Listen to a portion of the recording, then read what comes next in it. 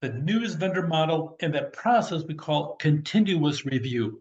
Sometimes the demand is a form of distribution. In this case, we're going to use the news vendor model to determine the appropriate ordering quantity. This is commonly used even today after all these years. Here are some of the letters. Don't be afraid of the letters. They're just letters. Okay, Q, units of a single product that must be ordered. So if somebody wants to order something, demand is continuously distributed. So you look on the formula of Fx, so you toss the Q in for the X, you substitute for that Q units for the single product, and then you look at the cost, which is the C, and P is profit. That's pretty standard for business. Here is your formula. You have the function. Really, by the time you're all done, you're looking at that times Q, and then profit minus cost divided by profit. Don't be afraid of the formula. It's not a big deal.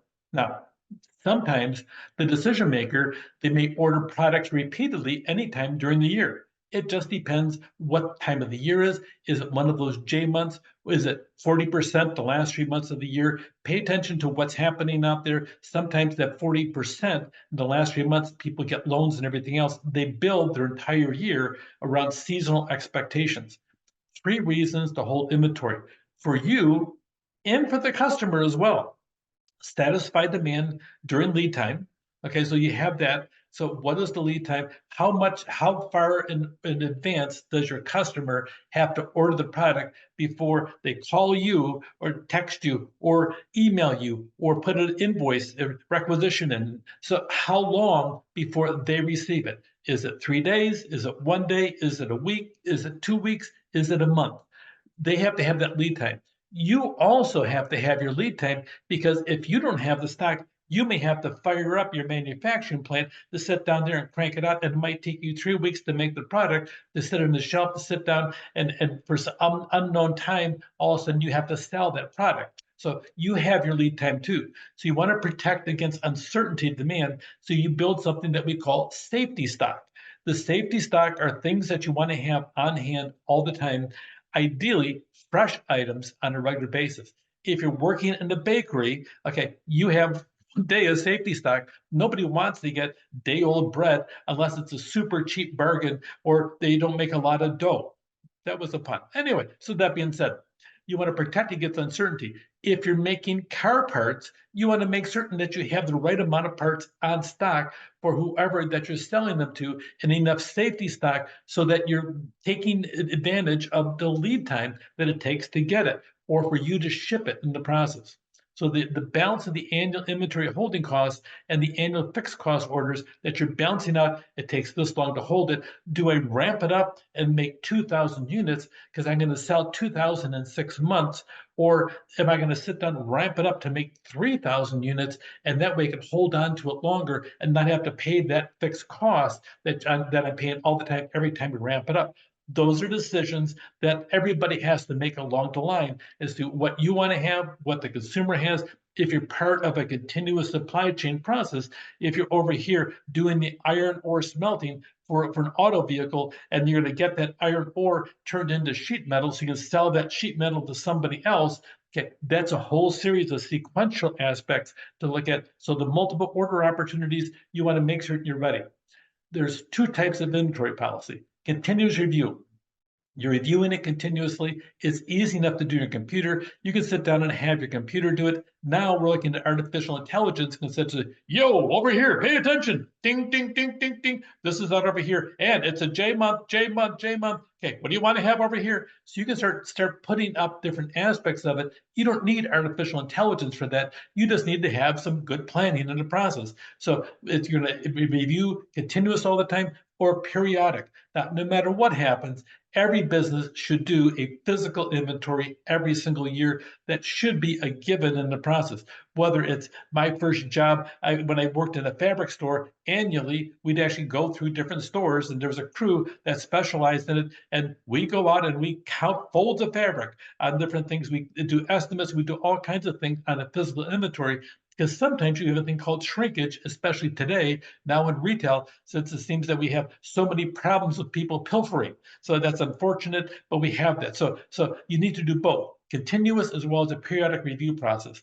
Daily demand's random, and it's going to depend. Some days, if you're in retail, you have a rainy day, and all of a sudden the whole world swarms your store because it's a rainy day. A lot of times it's the opposite. People avoid going shopping. It just depends what kind of store, what kind of product, and what you should anticipate, really. But that if they're having a busy day because it's raining, that means they're going to sell product and they want to refresh their product. How are you doing if you're the supplier for these people over here? So every time the distributor places an order from the manufacturer, you have the manufacturer, the distributor, and the retailer in this constant chain. You have everybody looking for their own best interest to bounce their orders out and the product they have on hand.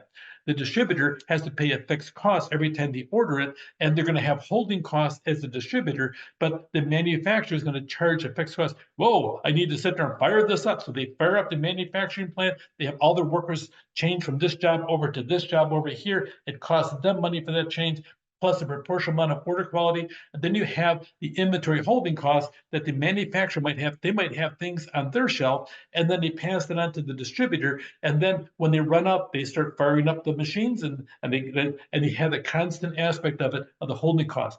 So each entity is going to have a holding cost. Each one's going to have a delivery time and a lead time in the process as well.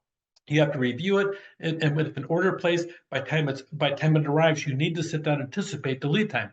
If a customer order arrives when there's no inventory in hand to fill the order, then the order is lost. If you're at 97% and you're meeting that level all the time, and somebody exceeds that 97%, and all of a sudden you're sitting over here with the top 3%, okay, and your demand was faster than you thought, and all of a sudden you can't fill that, they're going to fill that, and it may not be with your product. You don't want that to happen. That's why you want to anticipate and have some good planning and have that continuous review policy of what your inventory is like, and make certain that you're ordering things and don't procrastinate in that process. So pay attention to the letters over here. Add this to your list of different titles: AVG, average daily demand, standard deviation. Now keep in mind, go back, your textbook is going to give you a really specific definition what a standard deviation is. Really, here's your average daily demand, okay, and then what is it sometimes on the high side, and what is it sometimes on the low side, hopefully in a percentage way. So you want to do your standard deviation as to how much it'll change on a daily basis. And that's going to really depend upon the time of the year. Your standard deviation may change on the month, depends how accurate your model is going to be. So standard deviation is relevant, and you'll have to calculate that each time. Now, your computer will do this. So replenish lead time, that's an L. H is your holding cost, and then A is the service level, or how often you want to make certain you're available to fill that. You can have your service level at 100%, but at the end of the day, that means you probably have excess safety stock, and to some extent that might be good, and that way you will fill every single order that you ever anticipate could possibly happen. But this depends on where your company is. It could be that it's so hard to produce. Maybe you're dealing with lithium batteries and you're getting so much rare earth in the manufacturing process, you have a hard time getting that. So that may be a difference in the process. It just depends what you're making and what the expectation on the demand end is. So inventory position. Any point in time when the actual inventory in the warehouse plus the items ordered that haven't arrived minus the items that are back ordered. So you got all those things going on. Here's what you got, here's what's ordered, and here's the back order in the process. Hopefully you don't have much, especially on back order. Average demand, okay, is the lead time, L times ABG. Safety stock is your Z plus your standard deviation and the square root of your lead time. So the reorder level is a simple formula, and this can all go into your computer. L times your average demand times Z times your standard deviation, and then the square root of your lead time. So here's your formula down here. That is a simplistic formula. Do not get frightened of it. Computers do all the work, but you have to know what the letters stand for and what the expectation is on that in your company. And if somebody wants you to be able to spit them out, you should have them memorized in the process, especially after taking this class. Hopefully you'll have a good idea. Average inventory is Q divided by 2 plus Z times standard deviation and square root times the square root of your lead time. So variable lead times, here's your formula. I do not expect you to memorize this at all. I want you to be able to look at it and be able to interpret what it means. So average lead, and so on in the process, you should be able to have an idea how to read it, except for the fact that this will end up being your computer's going to calculate it pretty much. You can just type that right in the process. So periodic review, a lot of times you need to have a good review on regular intervals. The least you should have is an annual physical inventory, and you should probably have an up-to-date thing just tracking your orders.